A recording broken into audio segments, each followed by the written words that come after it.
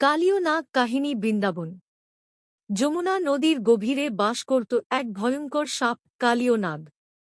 তার ফনা ছিল বিষে ভরা, আর তার নিঃশ্বাসেই নদীর জল কালো হয়ে যেত।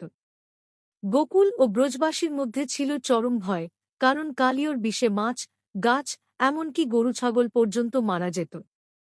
সবাই ভাবত, এ ভয়ঙ্কর দানবকে কে থামাবে।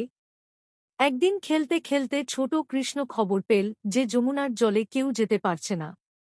সে বিন্দুমাত্র ভয় না পেয়ে নদীতে লাফ দিল।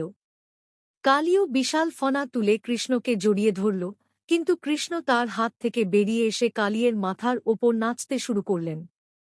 ছোট্ট গোপালের সেই নাচে যমুনার জল তরঙ্গের মতো কেঁপে উঠল, আর কালীয় শক্তি হারিয়ে দুর্বল হয়ে পড়ল।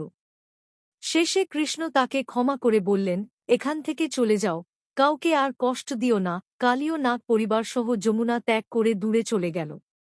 ব্রজবাসীরা খুশিতে কৃষ্ণকে কোলে তুলে নিল। কালীয় দমন কাহিনী আবার প্রমাণ করল, ভক্তের সুরক্ষার জন্য কৃষ্ণ সবসময় শক্তির রূপে উপস্থিত।